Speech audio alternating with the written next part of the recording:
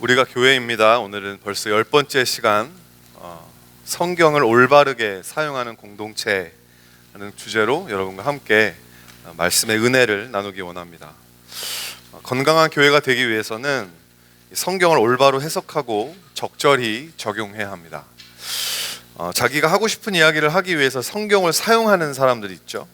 야, 성경에 나오니까 이렇게 나와. 그러니까 너는 내 말을 들어야 돼. 이런 식으로 성경을 도용하고 심지어는 악용하는 사람들이 있습니다.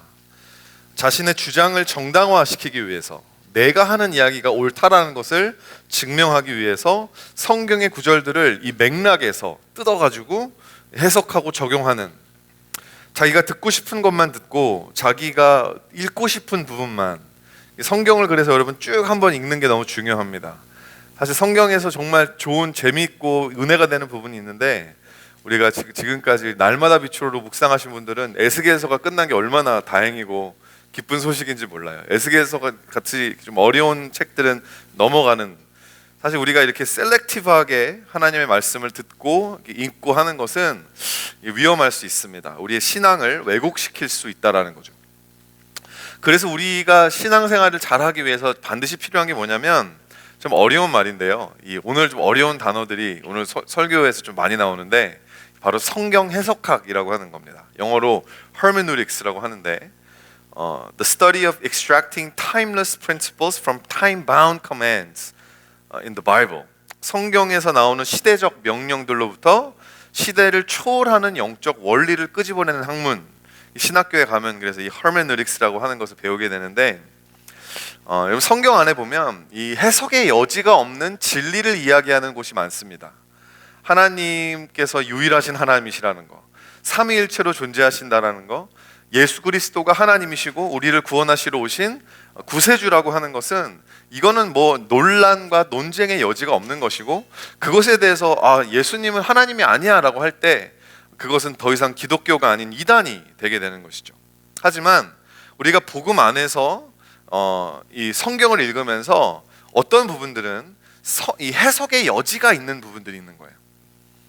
여러 가지 해석들이 가능한 복음 안에서도 이거를 이렇게 해석한다고 해서 이단으로 빠지는 것이 아닌 이 스펙트럼이 있을 수 있다라고 하는 거죠. 복음 안에서 우리에게 주어진 자유를 가지고 상황에 따라 적용할 수 있는, 본질에 대해서는 비둘기처럼 순결할 수밖에 없지만 우리가 이 비본질적인 것에 대해서는 뱀처럼 지혜롭게 살 수 있다라고 하는 것입니다. 오늘 본문은 이 고린도 교회의 예배에 대해서 사도 바울이 이 가르침과 권면을 하는 이야기인데요, 예배의 흐트러진 질서를 바로잡으려는 사도 바울의 이야기입니다. 오늘 본문 4절과 5절 말씀 같이 읽어보면, 함께 읽어보겠습니다. 시작. 무릇 남자로서 머리에 무엇을 쓰고 기도나 예언을 하는 자는 그 머리를 욕되게 하는 것이요, 무릇 여자로서 머리에 쓴 것을 벗고 기도나 예언을 하는 자는 그 머리를 욕되게 하는 것이니 이는 머리를 민 것과 다름이 없음이라. 무슨 말이냐면 예배를 드릴 때 남자들은 반드시 머리에 뭐를 쓰면 안 돼요. 그래서 모자를 쓰고 예배당에 와서도 이 모자를 예배를 드릴 때는 벗어야 한다라는 이야기. 지금 그래도 벗으시는 분이 안 계시는데, 또 여자들은 이 모든 사람들이 머리에 뭐를 써야지 이 예배를 드릴 수 있다라고 사도 바울이 이야기하고 있다라는 거죠. 머리에 뭘 썼다라는 것은 머리를 긴 머리를 가지고 있다라는 의미도 가지고 있다고 합니다. 그러니까 남자는 예배를 드릴 때 머리를 반드시 쓰거나 긴 머리를 하고 있으면 안 되고, 여자는 반드시 무엇을 써야 하고 아니면 머리를 길러야 한다라고 오늘 본문이 이야기하고 있는 것이죠. 사실 되게 난해해요. 이거 뭐 어떻게 받아들여야 하지? 오늘날까지도 그러면 우리가 이렇게 남자들은 다 모자를 쓰고 예배를 드려야 하는 건가? 막 우리 교회에 오시는 분이 무슬림들처럼 다 머리에다 머리를 이렇게 하고 예배를 드려야 하는 것인가? 이 두 가지 해석이 가능한데, 첫 번째로는 당시의 관례상 이 머리의 스타일이 뭐냐에 따라서, 머리에 뭘 쓰고 안 쓰고에 따라서 그 사람의 혼인 여부가 이 표시가 되는 것이 그 당시의 이 문화의 관례였다라고 하는 것이죠. 그렇기 때문에 이 머리에다가 뭐를 쓰고 쓰지 않고를 통해서 내가 결혼을 한 사람이고 내가 내 남편에게 또 내 아내에게 정말 내가 했던 혼인 서약을 엄수하는 그런 것에 대한 표현으로 머리에 무엇을 쓰고 안 쓰고가 쓰고 안 쓰고를 결정했다라고 하는 것입니다. 두 번째로 이 남자가 머리에 뭐를 썼을 때는 언제 남자가 머리에 뭘 썼냐면 우상 숭배할 때 이 신전에서 남자 제사장들이 그들의 하나님에게 우상 숭배를 할 때 토가라고 하잖아요. 사람들이 이렇게 한 천으로 이렇게 몸을 돌돌 말았던 토가를 머리에 뒤집어 쓰고 제사를 드렸다라고 하거든요. 그렇기 때문에 그런 것들을 따라하지 말라는 것입니다. 그래서 세상 사람들이 교회에 예배 드리러 왔다가 저거 우상 숭배하는 신전에서 하는 건데 왜 여기서까지 할까? 이렇게 생각이 들지 못하게끔 신앙이 연약한 사람들을 위해서 절제하라, 이런 이야기를 하는 것이죠. 여러분, 이렇게 설명을 해도 사실은 이게 좀 많이 와닿지가 않으실 거예요. 그래서 오늘 본문을 그냥 넘어가도 되는 거 아닌가? 근데 여러분, 오늘 본문을 통해서 우리가 우리의 삶에, 우리의 상황에 직접 이런 것들을 사실 적용하는 것은 거의 불가능하고요. 그래서 성경에 나오는 이 시대적인 명령, 그 시대에 국한되어져 있는 타임 바운드 커맨드를 통해서 시대를 초월하는 하나님의 의도와 하나님의 뜻이 무엇인지를 알아보자라고 하는 것이죠. 오늘 본문에 등장하는 이슈의 본질은 사실 교회 안에 남성과 여성의 역할, 즉 젠더 이슈라고 하는 것이죠. 이거는 사실 우리한테 너무나 heartfelt한, 너무나 우리에게 중요한 이슈 아니겠습니까? 그래서 여러분, 이 이슈를 우리가 같이 함께 이야기하면서 이 성경을 해석하는 것과 좀 같이 이렇게 맞추어서 여러분과 함께 말씀을 나누기 원하는데요. 첫 번째로, 성경을 읽고 해석할 때 우리는 하나님의 의도가 무엇인지를 알아야 합니다. 하나님의 본래 창조의 의도가 무엇인가? 하나님의 선한 의도를 여러분 믿으십니까? 근데 여러분, 우리가 헷갈릴 수 있습니다. 내가 하나님의 선한 의도를 믿는 것인지 아니면 선하신 하나님의 의도를 믿는 것인지. 여러분, 어디세요? 여러분, 하나님의 선한 의도를 믿으십니까? 아니면 선하신 하나님의 의도를 믿으십니까? 하나님의 의도가 선한지 악한지 우리가 관여하고 우리가 왈가불가할 수 있을까요? 이거는 하나님이 선하신 거고 이건 좀 악한 것 같아. 그 선악의 기준이 우리에게 있는 것입니까? 아니라는 거죠. 하나님은 그냥 선하신 분이시고, 그렇기 때문에 하나님께서 의도하시는 모든 것이 선하다고 우리 그리스도인들은 믿는다라고 하는 것입니다. 그래서 하나님께서 이 세상을 창조하실 때, 남자와 여자를 창조하셨을 때 어떠한 의도를 가지고 계셨는지 두 가지를 알아보면, 첫 번째로 모든 사람은 하나님의 형상대로 지어졌다는 거예요. 그래서 오늘 본문의 7절 말씀을 읽어보면, 제가 읽어드리겠습니다. 남자는 하나님의 형상과 영광이니 그 머리를 마땅히 가리지 아니하거니와 여자는 남자의 영광이니라. 왜 머리를 가리고 안 가리고가 중요했나? 그때는 왜냐하면 바로 이 하나님의 형상대로 이 남자와 여자가 지음 받았기 때문에. 근데 우리가 7절만 읽으면 오해될 수 있어요. 왜냐하면 마치 남성만이 하나님의 형상대로 지음 받은 거고 여자는 아닌 것처럼 나와 있잖아요. 남자는 하나님의 형상과 영광이지만 여자는 남자의 영광. 하나님 형상이라는 말이 여자에 안 나옵니다. 근데 여러분, 이 사도 바울이 이 다음 보실 구절을 몰랐을 리가 없겠죠? 창세기 1장 27절 말씀 함께 읽어보실까요? 시작.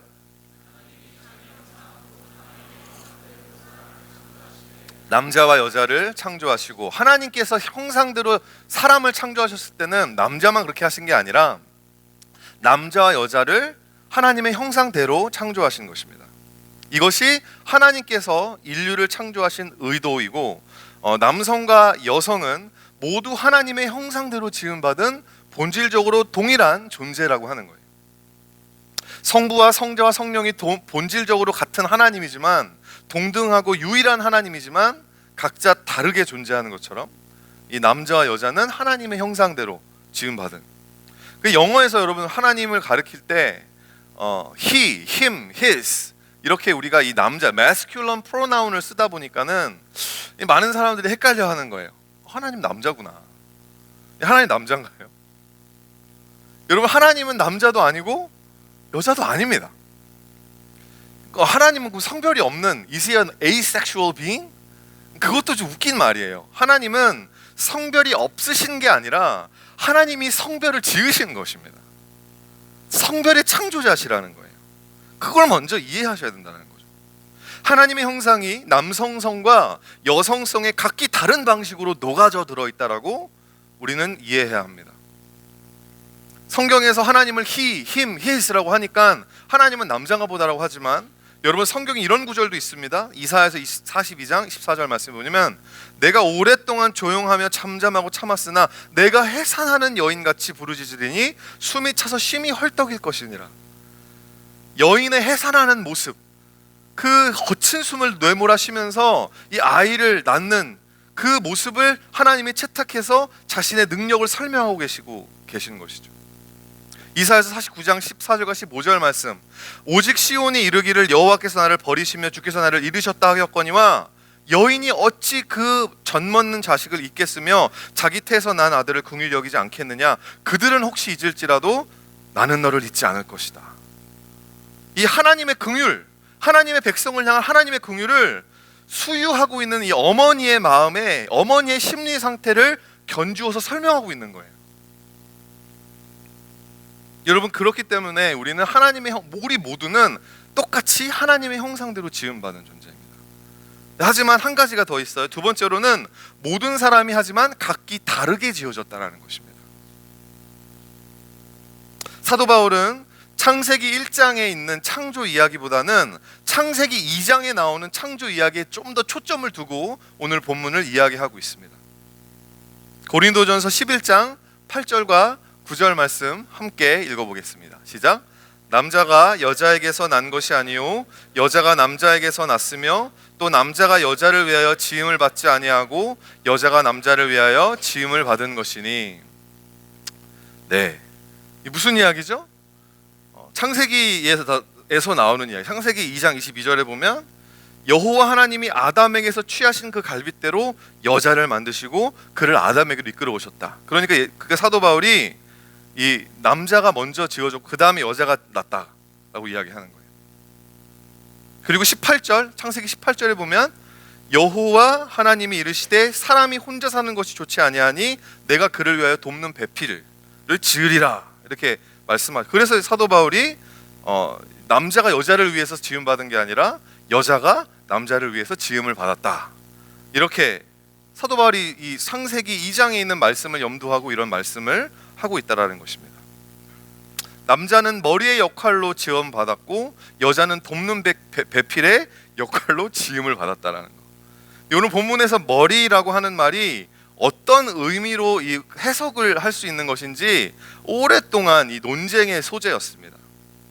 여러분, 특히 이 남편과 아내가 맞벌이를 하지 않으면 안 되는 여성들의 사회 참여, 리더십이 권장되는 것을 넘어서서 이제는 당연한 것으로 받아들여지는 이 시대에 여자들은 그냥 돕는 배필이다라고 이야기하는 것은 이 여성 비하적인 발언인 것처럼 우리가 들릴 수 있다라는 거죠.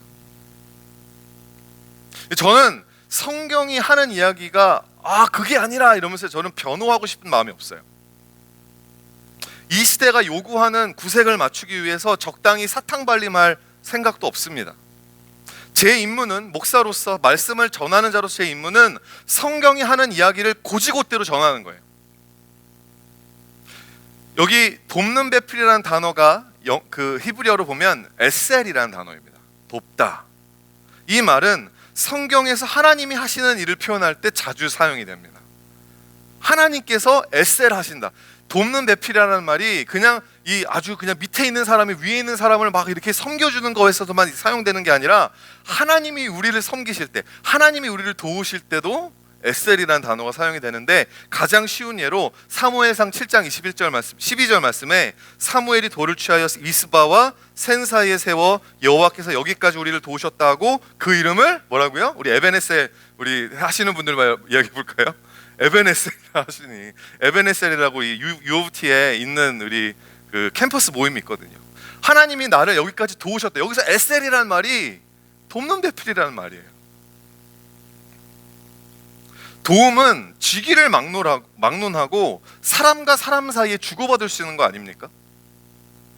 높은 사람이 낮은 사람을 도울 수 있는 것이고, 동급인 사람들끼리 서로 도울 수 있는 것이며, 낮은 사람이 계급적으로 낮은 사람이 높은 사람도 도울 수 있는 것입니다. 그러니까 사도 바울이 남자는 머리라고 했다고 꼭 남자가 여자를 이렇게 억압적으로 다스려야만 한다라는 것은 이 말씀을 잘못 이해하고 있는 거예요. 그렇게 해석하는 일방적이고 획일적인 해석도 여러분 어리석지만, 그렇다고 또 그건 아니다, 그 남자는 머리가 여자도 머리가 될 수 있다라는 이야기는 아니라는 거죠. 하나님은 분명히 남자는 머리로 여자는 돕는 배필로 다르게 지으셨다라고 하는 것입니다. 여러분, 신체적으로도 이 남녀 사이의 이 성적인 다름은, sexual differentiation은, 이것은 신체적으로도 가장 뚜렷하게 나타나요. 다르게 지으셨습니다. 유전적으로 남자는 X, Y 크로모솜 염색체를, 여자는 XX 염색체를 가지고 있어요. 새 생명이 임신한 지 6주 만에 그 새 생명의 젠더가, 성별이 결정이 됩니다. 남성과 여성 사이의 성적 다름은 하나님이 정하신 God ordained 한 거라고 하는 거예요. 그래서 여러분, 성경은 사실은 이 부분에 대해서 정확하게 우리에게 이야기해 주고 있습니다. 남자가 여자인 것처럼 여자가 남자인 것처럼 하는 것에 대해서 신명기 22장 5절 말씀에 이것을 금하고 있어요. 여자는 남자의 의복을 입지 말 것이요 남자는 여자의 의복을 입지 말 것이라. 이같이 하는 자는 내 하나님 여호와께 가증한 자니이다. 사도 바울이 이 고린도 교회 교인들에게 남자들 머리 기르지 말라 그러고 여자들은 머리를 이렇게 가리고 하여튼 저도 지금 헷갈려요. 그렇게 이야기하는 것이, 이게 성별을 이렇게 흐릿하게 만들지 말라고 하는 거예요. 하나님은 자신의 형상대로 남자와 여자를 만드셨습니다. 그 말은 남성으로서의 부르심이 있는 것이고, 또한 여성으로서의 부르심이 있다라는 것이에요. 그 부르심대로 우리는 살면 되는 것입니다. 그게 우리 모두를 향한 하나님의 의도이고 뜻이라고 하는 거죠. 하지만 그게 쉽지 않습니다. 두 번째, 성경이 이야기하는 타락과 그 결과는 우리의 현실을 너무 잘 반영합니다. 성경 말씀이 기가 막혀요. 우리의 이 죄된 현실을 얼마나 정확하게 잘 이해하고 그것에 대해서 서술하고 있는지 모릅니다. 타락이 남녀 관계에 어떤 영향을 미쳤나요? 하나님이 잠자는 아담의 갈빗대를 취하셔서 하와를 만들었을 때, 여러분, 창조일의 최초의 시가, 최초의 포에트리가 이 아담의 입술에서 터져 나왔습니다. 뭐였죠? 이는 내 뼈 중에 뼈요 살 중에 살이다. 이거는 그냥 이 팩트를 설명하는 게 아니에요. 한국말 표현 중에 이거랑 가장 가까운 게 뭘까 생각해 봤는데 이건 것 같아요. 눈에 넣어도 나쁘지 않다. 이거 눈에 넣어도 왜 안 아프? 눈은 당연히 아프죠. 조그만 것만 넣어도 아픈데 눈에 넣어도 왜 안 아픕니까? 근데 그 정도로 이 사람은 나한테 귀한 사람이다. 난 이 정도로 이 사람을 사랑한다. I love this person more than I love myself. 그런 마음을 막 이 시적으로 표현한 거예요. 아담이. 나 자신 밖에 있는 완벽히 다른 존재이지만 내 뼈와 내 살의 일부분과 같은 내 한 몸이다. 우리는 한 공동체다. 하와에 대해서 이렇게 아름다운 노래를 불렀던 아담의 입술에서 선악과가 딱 들어가니까 아담의 말이 어떻게 바뀝니까? 하나님이 주셔서 나에게 있게 하신 여자, 그가, 쉽게 말해서 저 여자가 이렇게 된 거예요. 내 뼈요 내 살이었던 사람이 순식간에 저 여자가 돼버린 거예요. 눈에 넣어도 아프지 않은 사람이 순식간에 눈앞에서 좀 사라져버렸으면 좋겠는 사람이 된 것입니다. 이 죄라고 하는 것 때문에 남녀 사이에 상호보완적 관계의 동력이 무너졌습니다. 그리고 그것이 억압적인 관계로 전락해버렸어요. 아담과 하와가 선악과를 먹고 하나님이 오셔서 그들이 회개하지 않았습니다. 하나님 앞에서 오히려 숨었습니다. 도망 다녔습니다. 그래서 하나님이 그들에게 이 저주를 하시죠. 그러면서 여성에게 어떻게 말씀하시는지 보면 16절 말씀에 또 여자에게 이르시되 내가 내게 임신하는 고통을 크게 더하리니 내가 수고하고 자식을 낳을 것이며 너는 남편을 원하고 남편은 너를 다스릴 것이다. 여기서 다스린다라는 말이 창세기 1장에 하나님이 인간에게 세상을 다스려라라는 다스림이 아니라, 똑같은 단어가 아니라 마샬이라고 하는 단어가 사용됩니다. 이건 억압적인, 그냥 조종하는, 자기의 마음대로 부려먹는 그런 다스림을 이야기하는 거예요. 올바른 다스림이 아닌 억압적이고 폭력적이며 지배적인 다스림을 뜻합니다. 하나님이 이렇게 정하신 거가 아니에요. 하나님의 의도가 아니었어요. 하나님의 의도는 남성과 여성에게 같은 본질을 공유하되 다른 역할을 주셔서 서로 상호 보완적인 mutually complementary한 관계를 가지기 원하셨지만, 죄가 남녀 사이에 들어오게 되었을 때 그 균형이 파괴되고 한쪽이 다른 쪽을 불의하게 지배하고 억압하는 결과가 나오게 되었다는 것입니다. 하나님의 저주는요, 이 선포인 동시에 이 경고예요. 너 죄지면 그렇게 될 거야. 하나님의 의도대로 살지 않으면, 하나님의 뜻을 어기면 그런 저주를 받게 될 거야. 그러니까 회개해야 되는 거죠. 이 불의한 다스림이, 이 균형을 잃어버린 다스림이 정점을 찍는 곳이 여러분 한 장밖에 안 걸립니다. 창세기 4장 19절에 라멕이라는 사람이 나오는데, 이 라멕이 두 아내를 맞이합니다. 하나의 이름은 아다요, 다른 사람의 이름은 실라. 일부 다처제가 시작이 된 거죠. 여러분, 한 남자가 여러 여자를 거느리는 구조에서, 그런 가정과 어떤 구조에서 약자가 누가 될지는 불보듯 뻔한 거 아닙니까? 구약 성경에 보면 많은 남자들이 많은 여성들을, 아내들을 둔 이야기를 너무 쉽게 접합니다. 그래서 마치 성경이 일부 다처제를 지지라도 하는 것처럼 오해할 수 있어요. 하지만 여러분, 구약 성경을 잘 읽어보십시오. 그 내러티브를 잘 들여다보십시오. 오히려 성경은 일부 다처제의 폐해를 적나라하게 드러내고 있는 거예요. 하나님의 의도대로 하지 않고 이런 이 불균형스러운 이 다이내믹이 가정 안에 들어오게 되면 그것이 얼마나 사람들의 인생을 망쳐놓는지, 그것이 얼마나 자녀들에게 상처를 주는지를 성경이 이야기하고 있다고 하는 거죠. 아브라함이 두 번째 아내를 맞이했을 때 그 가정이 어떻게 됐습니까? 야곱이 아내를 넷이나 취하게 되었을 때 여러분, 그 인생에 얼마나 많은 좌절과 그 배다른 형제들 사이의 그 다툼 때문에 사랑하는 요셉이 막 팔려가고, 이런 일들이 야곱의 인생에 있었어요. 풍비박산이 났습니다. 다윗이 여러 아내를 취했기 때문에 왕자들이 많이 생기니까 자기네들끼리 싸워서, 그래서 나온 사람이 누구예요? 압살롬이잖아요. 솔로몬이 취한 여러 이방 여인들 때문에 이스라엘이 남과 북으로 나뉘어지게 되는 비극이 일어납니다. 여러분, 오랜 시간 동안 우리 인류의 역사 가운데 여성들은 제도화되고 관습화된 억압에 시달려 왔습니다. 이게 제도화되었고 관습화되었다는 말은 뭐냐면, 내가 의도하지 않아도, 나는 이걸 억압하려고 한 건 아닌데 그래도 그냥 그 문화 안에 있다 보면 자연스럽게 억압할 의도가 없이도 억압하는 게 가능하다라는 거예요. 남녀 사이의 임금 격차는 아직도 여러분 화제되고 있는 소셜 이슈죠. 가부장제에 익숙한 한국 문화 속에서 여성들에게 선택의 여지가 없이 강압적으로 주어지는 역할들, 그것들이 여러분 의미 있고 즐거운 시간이 되어야 할 명절을 얼마나 망쳐버립니까? 기억에서 지우고 싶은, 그래서 기억으로 만들어버리잖아요. 성폭력들과 성추행들, 교회 안에서도 마찬가지 아닙니까? 교회 안에 주방 봉사는 당연히 여성 직분자의 몫으로 그냥 everyone assumes. 여성들에게는 더 이상 선택의 여지가 없는 거예요. 자신에게 이런 영적인 은사들이 있는데 그것들이 사용될 수가 없는 것입니다. 여러분, 오늘 본문 말씀을 잘 읽어보세요. 사도 바울이 여성들에게 기도할 수 있고 예배할 때 예언할 수 있는 권위를 주는 거예요. 이거는 여러분 그 당시 시대적으로 파격적인 것입니다.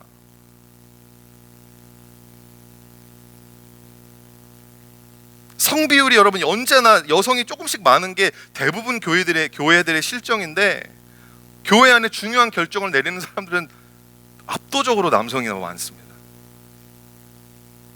그러면서 이 세상에서도 이제 이 페미니즘이라고 하는 여성주의의 발현과 함께 기독교 안에도 여성 신학이라는 게 생겨서 페미니스트 티올로지라는 것이 만들어져서, 제가 공부했던 책에서 나오는 내용인데요. 제가 읽어드릴게요.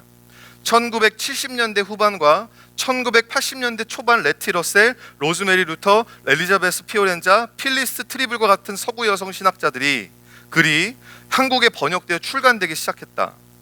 한국교회 가부장제 문화, 한국교회 무비판적 가부장제 문화 수용, 한국교회 여성들의 수동성, 교회 남성 리더십의 문제, 동시에 여성 리더십의 부재 혹은 부족에 대한 비판적 분석 연구들이 한국에 70년대, 80년대부터 보급되기 시작했다고 하는 거죠. 여러분, 오랜 시간 여성들이 억압을 받은 것은 부인할 수 없는 사실입니다.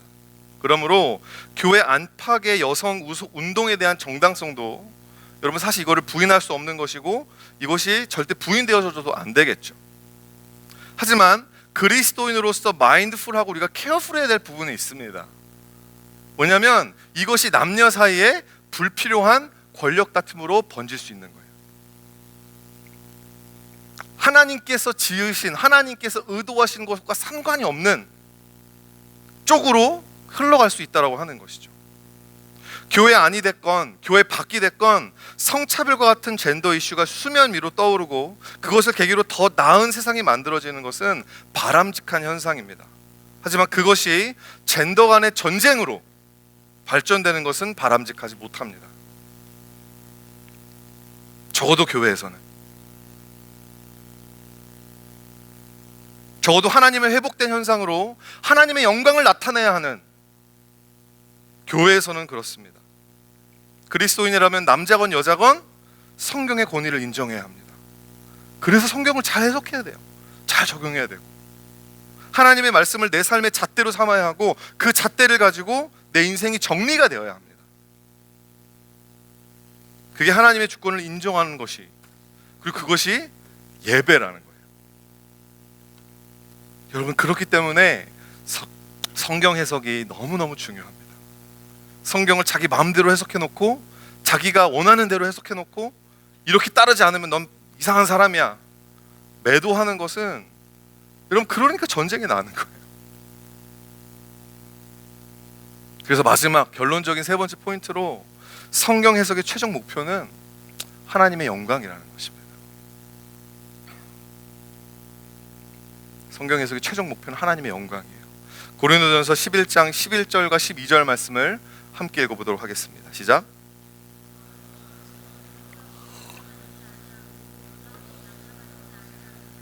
이는 여자가 남자에게서 난 것 같이 남자도 여자로 말미암아 났음이라. 그리고 모든 것은 하나님에게서 났느니라. 아멘. 모든 것은 하나님에게서 난 거예요. 하나님이 최종의 이 권위를 가지고 계신 그 최종 권위자가 여러분 우리에게 없으면 우리는 무슨 말이 맞는지 모르는 거예요. 어디에다가 해야 될지 모르는 거예요. 혼란이 생기는 것입니다. 하나님이 질서 있게 이 세상을 창조하셨는데 우리가 그 질서를 무시하니까 우리 인생에 케이오스가 찾아오는 거예요. 창세기에 창조하기 전에 이 세상은 다 혼동이었는데 하나님이 들어오셔서 이 창조하신 거잖아요. 오더를 만드신 거잖아요. 본문의 3절 말씀, 그러나 나는 너희가 알기를 원하노니 각 남자의 머리는 그리스도요 여자의 머리는 남자요 그리스도의 머리는 하나님이시라. 여자의 머리가 남자라는 언급의 앞뒤를 보세요. 앞에는 남자의 머리는 그리스도라는 말이 나오고 뒤에는 그리스도의 머리는 하나님이라는 말이 나옵니다. 뭐죠? 최종 권위는 남자에게 있는 게 아니라는 거예요. 그리스도에게 있고 하나님에게 있다는 거. 여러분, 우리가 그 사실을 잊어버리는 순간 복음으로부터 멀어지게 되는 것입니다. 여러분, 그렇기 때문에 우리가 하나님의 영광을 위해서 서로의 다름을 애써 무시하는 게 아니라 올바로 인정해야 합니다. 남자와 여자 사이의 이 다름이 이게 하나님이 이렇게 만드신 거구나, 그 권위로 들어가야 합니다. 하나님께서 남자를 머리로 여자를 돕는 배필로 다르게 지으셨습니다. 이 변할 수 없는 진리가 어떻게 적용되어야 할지는 기독교 안에 엄청난 스펙트럼이 있어요. 그러니까 이렇게만 해야 된다라는 게 없고요, 이렇게 적용하는 사람들도 있고 저렇게 적용하는 사람들도 있어요. 제가 네 가지의 아주 그냥 간단하게 아주 네 가지의 견해만 여러분들에게 소개시켜 드리려고. 지금 여러분 그 주보에는 두 가지밖에 안 나오는데 제가 그 양옆으로 한 가지를 더 추가했어요. 가장 보수적인 것에서부터 가장 진보적인 것으로 이제 나뉘어집니다. 가부장제가 있겠죠. 남성이 여성의 머리 힘으로 언제나 어디서나 여성을 다스려야 한다. 근데 이게 저도 사실 좀 동의가 잘 안 되는 게, 가정 오케이, 교회도 오케이, 근데 사회까지 그런다라는 거예요. 여성이 사회 진출하는 것에 대해서도 막 거리낌이 있다라는 거죠.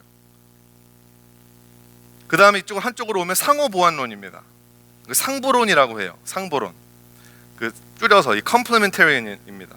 하나님께서는 남성과 여성을 본질적 존엄성 및 인간으로서의 인격성에 있어서는 동등하게 창조하셨지만 서로 다른 면을 가지고 있어서 그 점에서 상보적이 되도록, 뮤추얼리 컴플레멘터리 되도록 하셨다. 그래서 이 사람들은 가정과 교회에서는 이걸 적용하지만 사회에서는 이게 잘 적용이 되지 않고 가부장제보다 훨씬 더 인격적이고 부드러운 남성의 리더십을 추구합니다. 평등론, 이갈리테리아니즘이 있어요. 문자 그대로 남녀 사이에는 본질에 있어서나 권위에 있어서나 아무 차이 없이 그야말로 평등하다. 인간의 평등성과 동등한 책임과 상호 복종에 이 뿌리를 두고 있죠. 마지막 맨 왼쪽에는 페미니즘입니다. 근데 여러분, 이것은 일반 사회의 여성 해방 운동이 아니라, 일반 사회에서 우리가 알고 있는 페미니스트 운동이 아니라 그리스도인들이 채택한 겁니다. 말씀 안에서, 복음 안에서 그리스도인들이 채택한 기독교적 입장의 성경적 페미니즘, 복음주의 페미니즘이라고 합니다. 이분들이 많이 하시는 게 뭐냐? 교회와 기독교 내 여성 압제적인 행태를 고발하는 거예요. 이런 게 사실 필요하잖아요. 문화적으로 우리는 그냥 이게 관습화되어져 있기 때문에. 가부장제에 대한 가차없는 비판을 하고 여성 위상 회복을 위한 참여 촉구와 사명감을 고취하는, 여성들에게 사명감을 계속 줘서 그들로 하여금 하나님께서 그들에게 주신 그 사명을 살 수 있도록 인파워링하는 일들을 한다는 거예요. 여러분, 큰빛교회가 소속한 이 예수장로회 통합교단은 이 상보론과 평등론 사이에 어딘가에 있어요. 상보론 쪽에 살짝 기울어져 있는. 참고로 저희 교단은 여성 목사 안수가 가능합니다. 다운타운에는 이 여성 목회자가 사실 한 번도 없었잖아요. 근데 뭐 구색 맞춘다고 뭐 이렇게 그냥 그렇다고 그냥 막 억지로 막 이렇게 아무나 끌어다 앉힐 수는 없으니까. 여러분, 큰빛교회 미시사가에 가시면, 또 업타운에 가요, 아니죠, 이 다운타운 이에만 가도 우리 수잔 서 목사님이 계십니다. 수잔 리 목사님, 그리고 뭐 오정은 목사님, 너무 잘 자신에게 맡겨진 사역을 너무나 잘 맡고 계시고, 그리고 이제 남성이 목사일 때는 이제 그 아내가 사모님이라고 하는데, 그래서 그 목 집사님이랑 잭 집사님을 사부님이라고 그러거든요. 사부님 이러면서 막 너무너무 잘, 아내가 사역을 잘할 수 있도록 너무 잘 서포트해 주세요.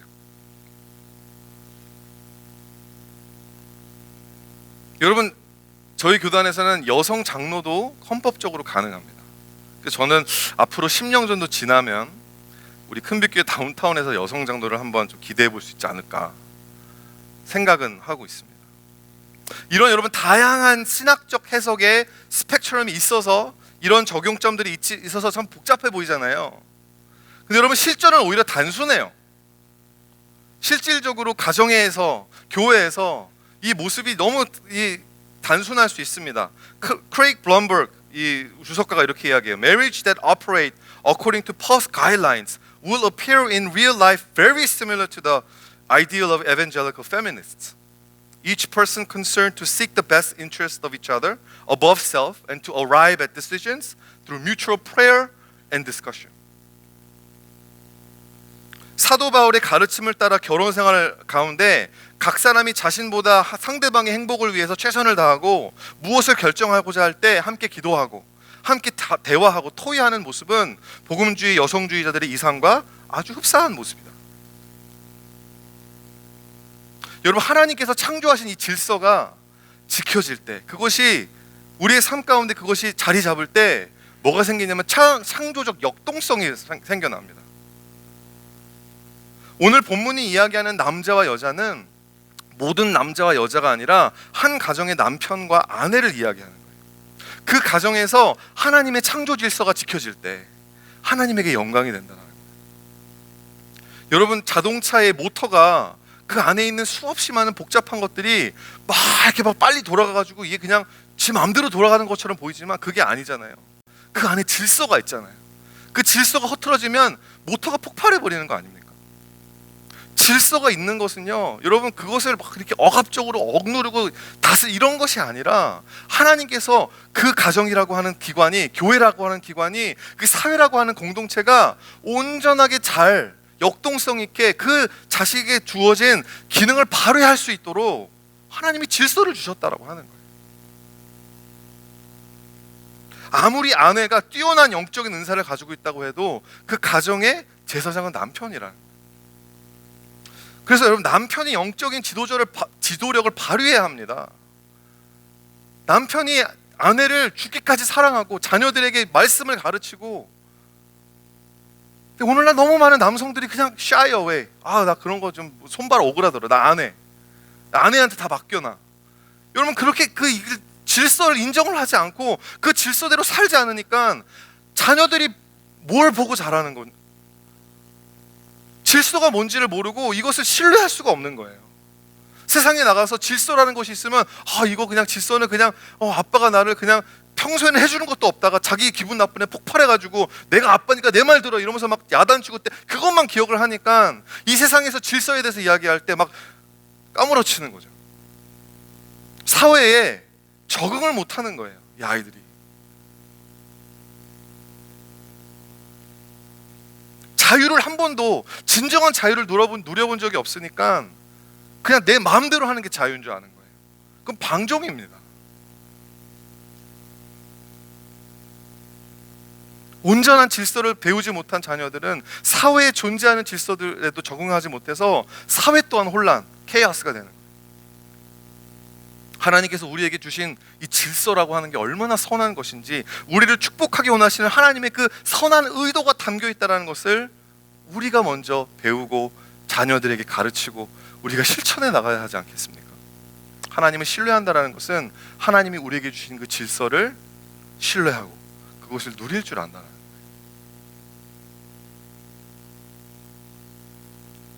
서로의 다름을 인정하는 것에서 더 나아가서 여러분, 우리는 서로 존중해야 합니다.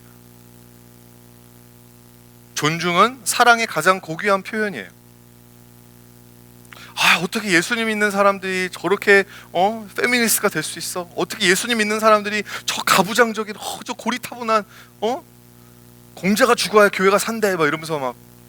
근데 여러분, 근데 그런 교회에서는 또 그게 문화기 때문에 어쩔 수 없는 것입니다. 사도 바울은 유대인들에게 가서는 유대인처럼 됐고 이방인들에게 가서는 이방인처럼 됐어요. 한 영혼이라도 구원하기 위해서. 그게 진짜 자유, 그게 진짜 영적 성숙이라고 하는 거죠. 세상에서는 생각이 조금만 나랑 다르면 서로 미워합니다. 으르렁거립니다. 레이블링합니다. 너는 빨갱이야, 너는 뭐뭐야, 계속 막 레이블링합니다. 근데 여러분, 교회에서는 그러면 안 돼요. 나랑 좀 생각이 다르다고 해도 존중할 줄 알아야 합니다. 다른 사람의 이 상대방의 견해가 틀렸다고 생각할 수 있어요. 여러분이 지금 제 설교를 들으면서 목사님 저 틀렸어, 내가 맞아, 그렇게 생각하실 수 있어요. 그렇다고 그것이 무례함을 정당화해 주지 않는다. 복음의 능력이 무엇입니까? 십자가의 능력이 무엇입니까? 에베소서 2장 13절과 14절 말씀을 읽어보겠습니다. 시작. 이제는 전에 멀리 있었던 너희가 그리스도 예수 안에서 그리스도의 피로 가까워졌느니라. 아멘. 그는 우리의 화평이신지라 둘로 하나를 만드사 원수된 것 곧 중간에 막힌 담을 자기 육체로 하시고. 여러분, 복음은 이렇게 우리 이 세상, 정말 나랑 조금만 생각이 달라도 서로 철천지 원수지간이 될 수밖에 없는 이 세상에서 나랑 생각이 좀 다르지만 그래도 같이 함께 예배드릴 수 있고 함께 가까워질 수 있고 같이 밥도 먹을 수 있고 같이 서로의 의견을 나눌 수 있고 존중할 수 있는, We are new kind of humanity. 이 세상 사람들이 여러분, 교회가 그렇게 살아주기를 바라는 거예요.